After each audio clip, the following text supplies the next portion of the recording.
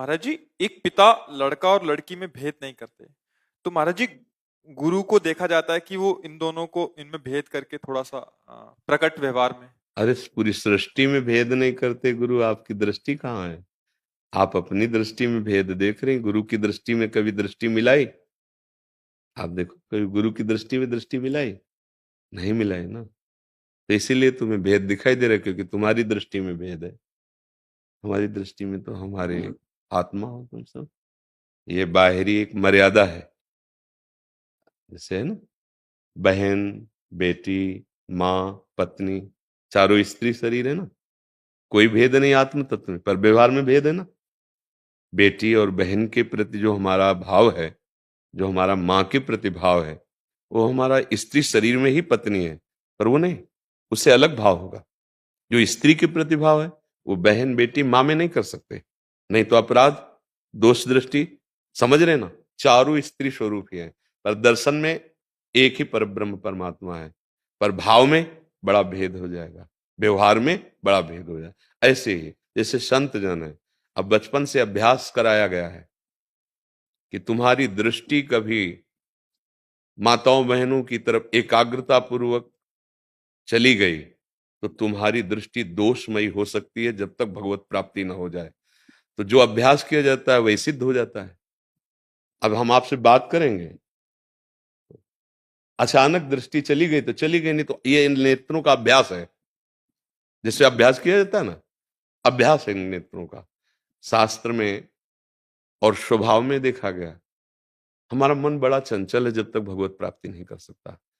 तो हमारा मन आकर्षित ना हो जाए, इसलिए बचपन में प्रारंभ में सिखाया गया जो शास्त्रीय नियम है कि तुम्हारी जब तक सामर्थ्य ना आ जाए इस कोटि की, तब तक जो चाहे आपन कल्याणा, सुजस सुमत शुभ गति शुभ नाना, सो परनार लीलार गोसाई, तजो चौथ के छंद की नाई। जहां आप भर नेत्र देखने की चेष्टा करेंगे और मन आपका गंदा है, तो आपका दोष दर्शन हो जाएगा, आप पतित हो जाएंगे।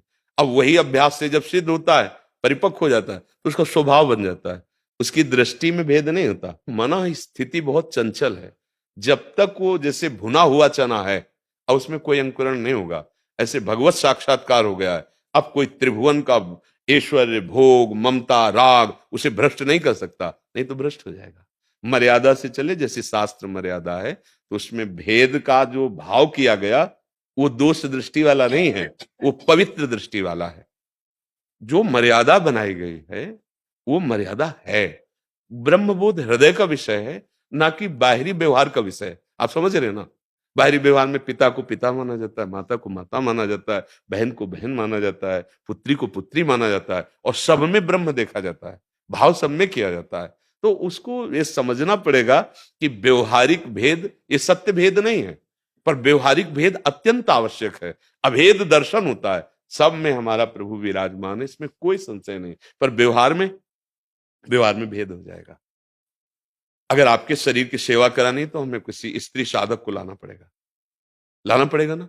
मान लो आप बीमार, कोई स्त्री साधक बीमार है, अब हम व्यवहार में भेद रखेंगे। अब उनके पास साधक नहीं भेजेंगे सेवा में, उनके पास शरीरधारी जो स्त्री शरीर, आप जाइए और सेवा में लगिए। अब इन बातों को बड़ी सूक्ष्मता से समझना चाहिए कि ये कोई माइक भेद नहीं है, ये व्यवहारिक भेद है, और इसको बनाए रखना ही सच्चा ज्ञान है। सच्चा ज्ञान व्यवहारिक भेद बनाए रखना है, वो भेद मिटाना नहीं है। समदर्शन कहा गया, समवर्तन नहीं कहा गया। समवर्तन हो ही नहीं सकता, समवर्ताव हो ही नहीं सकता। कैसे हो सकता है? एक ही ब्रह्म पत्नी में, बहन में, बेटी में, मां में है। ये दर्शन करो। व्यवहार में भेद, व्यवहारिक जैसा नहीं कि पत्नी जैसा हम व्यवहार करें फिर घोर पापी माने जाओगे और नरक की प्राप्ति होगी। ऐसे ही ये व्यवहार की व्यवस्था है। हमसे बड़ा है, हम झुक के चरण छूते, वही ब्रह्म है। अब ऐसा थोड़ी कि वो ब्रह्म क्या नमस्कार, नहीं। हमसे छोटा है, हम दुलार करते हैं, हमारे बराबर का है, मित्रता का भाव से देखते हैं, लेकिन है वही, उस तत्व में कोई अंतर नहीं है। ऐसे इसको इस भाव से देखा जाए, उसको उस भाव से न देखा जाए कि कोई माइक दृष्टि का है। नहीं, ये हमारी उपासना, हमारे भगवत मार्ग का सिद्धांत है। और जो इससे चूका सो गया।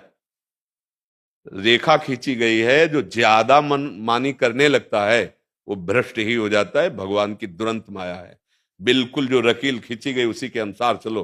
तस्मात् शास्त्रम प्रमाणन्ते कार्याकार्यो व्यवस्थितो, मनमानी आचरण नहीं, फिर तो वो मूर्खता होगी। वो अपने को कुछ भी बोलते रहो, कुछ भी ज्ञान बघाड़ते रहो। काम क्रोध मद मान न मोहा, लोभ न क्षोभ राग नहीं द्रोहा, जिनके कपट दंभ नहीं माया, तिनके हृदय बसो रघुराया। तो ऐसा चाहे वो स्त्री शरीर हो चाहे वो पुरुष शरीर हो, एक मर्यादाएं बनाई गई हैं, उन मर्यादाओं से हम चलें तो हमारा जीवन पवित्र रहेगा, हमारे विचार पवित्र रहेंगे और हम परम पवित्र भगवान को प्राप्त कर पाएंगे। किसका प्रश्न था? हाँ, तो आप बताओ, इसमें कोई भेद है? नहीं महाराज जी सिर्फ ये कि जैसे आपको अपने पिता का आलिंगन करने का मन होता है, तो एक लड़की को भी अपने गुरु को आलिंगन करने का मन हो सकता है। क्या ये समाज बर्दाश्त करेगी? हाँ, मगर आप नहीं, आप अगर मगर नहीं, अगर आप हृदय से गुरु मानती हो तो आपको आलिंगन क्या, आपको अंदर दिखाई देगा गुरु आपके मानस पटल पर बैठे हैं, आपको इतना दुलार कर रहे हैं जितना मां नहीं कर सकती है। क्या प्रगट में इस मर्यादा से क्या आप अपने गुरु की निंदा नहीं करवा देंगे? आप विचार करके देखिए। अगर आप सभा में, तो ये हमको अपनी श्रद्धा नहीं विचार करना है, हमको अपनी श्रद्धा नहीं, हमको इनकी श्रद्धा पर ध्यान देना है। हमारी स्थिति पे कोई फर्क नहीं पड़ेगा, लेकिन इनकी श्रद्धा, न जाने कितने पवित्रता की कृपा हुई इनके अंदर श्रद्धा आई है, और वो श्रद्धा 1 मिनट में नष्ट हो जाएगी, 1 मिनट में। तो हमारी श्रद्धा पे तो कोई फर्क नहीं पड़ा, क्योंकि हमारे बेटे और हमारी बेटी बराबर भाव है। तो अपनी बच्ची मान लो स्कूल से आई हो बहुत दिनों के बाद, हॉस्टल क्या कहते हैं उसे, जहां पढ़ते हैं, आई तो पिता गले लगाता है ना, लेकिन ये पिता का स्वरूप वैरागी है, ये पिता का स्वरूप विरक्त है, ये पिता का स्वरूप आदर्श है, ये पिता का स्वरूप श्रद्धा प्रकट करके भगवत प्राप्ति कराने वाला है। तो हमको तस्मात् शास्त्रम प्रमाणन्ते, हृदय से आपको अपना मानते हैं, पर बाहर से नहीं। बाहर से हमें इनकी श्रद्धा पर ध्यान देना। अगर ऐसा आचरण हो जाए तो ये क्या कहेंगे, समाज की दृष्टि और श्रद्धा की दृष्टि वो नष्ट हो जाएगी। वो करने के लिए हम नहीं बैठे, हम बैठे इनकी श्रद्धा को पुष्ट करके वही आचरण करेंगे, वही बात करेंगे जिनको इनको विश्वास हो जाए कि भगवान के मार्ग का उपदेश देने वाला स्वयं आचरण से पवित्र है और ये भगवत मार्ग में आगे बढ़ जाएं। ये देखो, आचार्य कोटि की जो एक शैली है उसके अनुसार चलना होता है। अगर आप वास्तविक शिष्य हैं कोई भी, तो आप देखिए क्या गुरु को आपको नहीं दिखाई देता कि गुरु मुझे ऐसे लिए हुए? हर समय दिखाई देगा कि गुरु का प्यार कितना है। क्या हृदय से लगाना बाहरी यही प्यार माना जाएगा क्या? नहीं, ऐसा भाव नहीं करते हैं। देखो, ये शरीर पुरुष शरीर है, पर अपने गुरुदेव भगवान की रुचि, वो कभी चरण स्पर्श नहीं कराते, कभी नहीं करते। माथा उनके चरणों के नजदीक रखकर साष्टांग लेट जाते, कभी ऐसे नहीं बढ़ाते, अब बस इतने की जरूरत है। नहीं नहीं, जेहि विधि प्रभु प्रसन्न मन होई, करुणा सागर की। मेरे स्वामी को जिससे प्रसन्नता हो वो मेरा विषय, वो नहीं छुआते हैं, मैं क्यों छूऊं?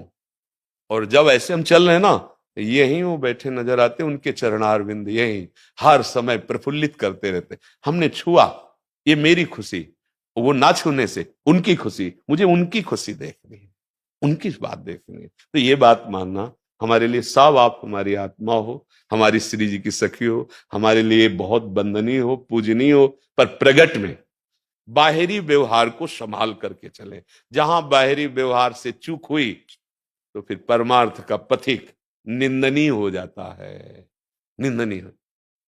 देखो, ईश्वर अंश में कोई अंतर नहीं, जो आपके अंदर वो आपके अंदर, वही हर जीव के अंदर वही ईश्वर अंश है। पंचभूत शरीर में कोई अंतर नहीं, जिस पंचभूत से आपका शरीर बना उसी से बना। व्यवहार में भेद है, और व्यवहार का भेद जो रखता है वही ज्ञानी है। व्यवहार में समानता नहीं हो सकती, पक्का समझ लो। देखो, भगवान ने आदेश किया दर्शन का, विद्या विनय संपन्ने ब्राह्मणे गविहस्तनी सुनीचो सुपाके चा पंडिता समदर्शिना। जो सब में सम दर्शन करता है, वर्ताव नहीं, बर्ताव में भेद हो जाएगा, बर्ताव में भेद हो जाएगा। अगर विद्या विनय संपन्न कोई ब्रह्म ऋषि पधारे तो हम खड़े हो जाएंगे। कुत्ते में भी भगवान देख रहे, लेकिन कुत्ते को देख के खड़े थोड़ी हो जाएंगे।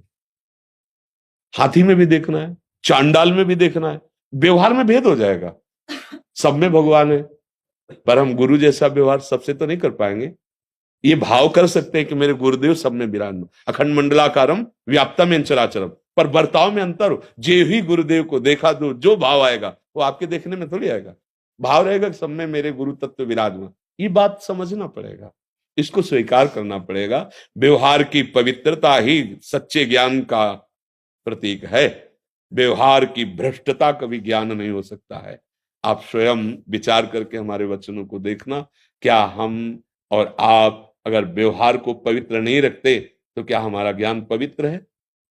पहले भगवत साक्षात्कार करो, फिर आप देखो कि आप और गुरुदेव में इतना ही भेद नहीं रह गया, गुरुदेव अभेद हो गए। हृदय लगाने की क्या बात, गुरुदेव मेरा हृदय बन गए, गुरुदेव मैं बन गए, मैं गुरुदेव बन गया। आप विचार करके देखिए। मुझे लगता है व्यवहार का भेद अत्यंत आवश्यक है और वो रखना ही चाहिए, बिल्कुल रखना चाहिए। अगर नहीं रखा जाएगा तो भले वो सिद्ध है पर वो आदर्श नहीं बन सकता। क्यों? वो अगर आदर्श नहीं हुआ हमारा चरित्र, हमारा जीवन, तो फिर हम व्यवहार को, हम समाज को कुछ दे नहीं पाएंगे। जब आपकी श्रद्धा नहीं तो हमारी सारी बात झूठी मानी जाएगी। और आपकी श्रद्धा है ना, तो श्रद्धा क्या देख के होती है? आचरण देख के होती है। उसको हम प्रगट में और खोलकर अगर कहें तो देखो, हमारे साधुओं में एक नागा संप्रदाय है ना, दिगंबर घूमते हैं ना, पर माता बहन चाहे जितनी ऊंची स्थिति में ज्ञान की पहुंच जाए पर अपने शरीर को ढक के ही रखेंगे। अगर कहीं ऐसा, तो या तो पागल और या तो मूढ़ता, मूर्खता है। नहीं तो आप मदालसा जैसी एक से एक सिद्ध हुई है, क्या ज्ञान मार्ग में, भक्ति मार्ग में तो बहुत सी ऐसी माताएं बहनें हुई जो बहुत चरम सीमा की अवस्था, गंगाबाई, यमुनाबाई, मीरा जी, रत्नावती, ढेर ढेर महापुरुष हुई है, सबरी मैया, एक से एक महापुरुष। आप देखो मर्यादा, देखो इस शरीरों की मर्यादा है। जो स्थिति उनकी है वही स्थिति एक स्त्री शरीर के महापुरुष की होगी, पर वो अपने मर्यादा से रहेगी। इन शरीरों की कुछ मर्यादाएं हैं जो प्राकृतिक हैं, वो सत्य नहीं है, पर व्यवहार में उनको करना अत्यंत आवश्यक है। हाँ, जो कुछ महापुरुष जैसे शरीर शुद्ध विस्मृत है, अब चाहे स्त्री हो चाहे पुरुष, अब उसके ऊपर न शास्त्र लागू होता है और न कोई व्यवहार लागू होता है। पर जब तक बुद्धि हमारी काम कर रही है तब तक है। अब ऐसी ऐसी महापुरुषों की प्रेमावस्था हुई है कि अब शुद्ध ही नहीं है शरीर की, ऐसी ज्ञान की ऊंची भूमिका में रहे, शुद्ध ही नहीं रहे, तो उनके ऊपर फिर लागू नहीं हो। वो अवधूत कोट के परम हंस। लेकिन अपने को ज्ञान है, अपने को ये ज्ञान है कि इस चेष्टा से इनकी श्रद्धा बढ़ेगी, इस चेष्टा से इनकी श्रद्धा मिटेगी, तो हमको जीवन भर इस बात का डर रहा है और डरते रहेंगे कि मेरी गति जो हो सो हो, उसमें मुझे कोई फर्क नहीं, पर मेरे जीवन का ऐसा चरित्र हो जिसपे मेरे गुरु को गाली न हो, मेरे संतों को गाली न हो। अब ये बात, जिससे मेरे आचरण को देखकर किसी को गाली देने का मन ना हो, तो अब ये कैसे होगा? व्यवहार को शुद्ध रखना।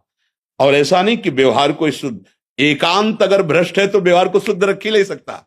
जब एकांत पवित्र है तो व्यवहार पवित्र होगा। नहीं, व्यवहार में चाहे जितनी चतुरता दिखाओ, आपसे वो त्रुटि हो ही जाएगी जो आप एकांत में गंदा करते हैं। वो आपका स्वभाव आपको साबित कर देगा कि आप सही नहीं हो। और आपका अगर पावन चरित्र है तो चाहे व्यवहार हो या एकांत हो, वो अपने स्वरूप में रहता है, भगवत स्वरूप में।